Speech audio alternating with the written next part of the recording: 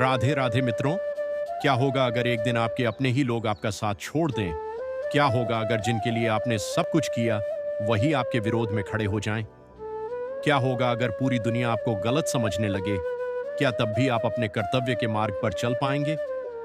महाभारत के युद्ध में अर्जुन के सामने भी यही प्रश्न खड़ा था और तब श्री कृष्ण ने ऐसा ज्ञान दिया जो आज भी करोड़ों लोगों के जीवन को दिशा देता है।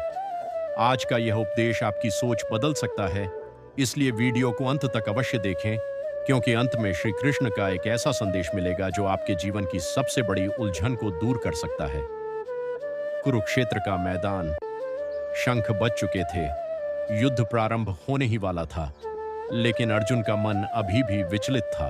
वह सोच रहा था, यदि अपने ही लोगों से लड़ना पड़े तो जीत का क्या अर्थ है?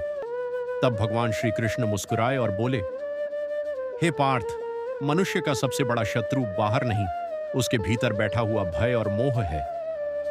अर्जुन ध्यान से सुनने लगा।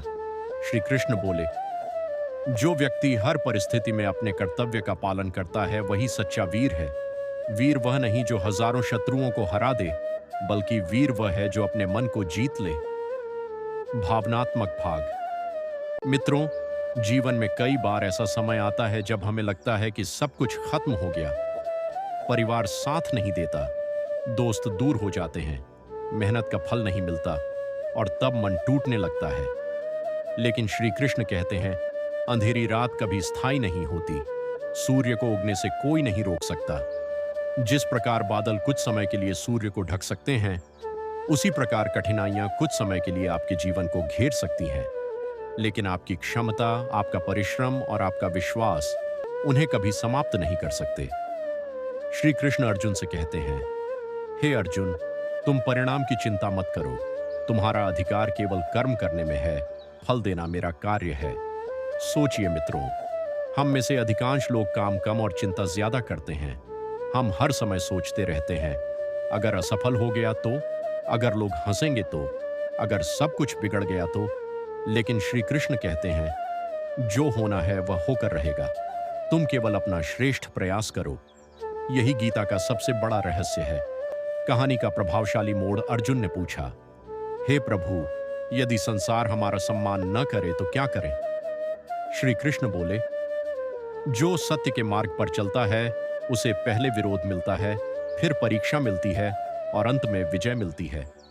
याद रखो, सोना भी आग में तप कर ही कुंदन बनता है। यदि जीवन में संघर्ष आ रहे हैं तो समझ लो कि भगवान आपको मजबूत बना रहे हैं।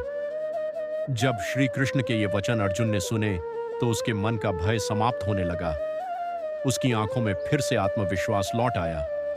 उसने अपना गांडीव उठाया और कहा, हे प्रभु, अब मेरा मोह समाप्त हो गया है, मैं अपने कर्तव्य का पालन करूंगा।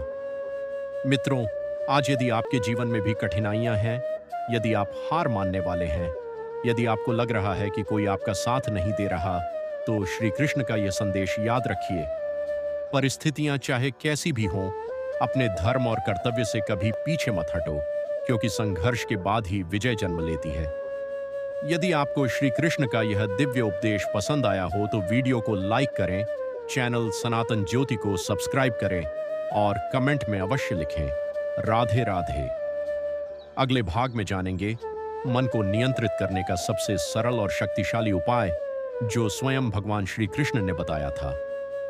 राधे राधे।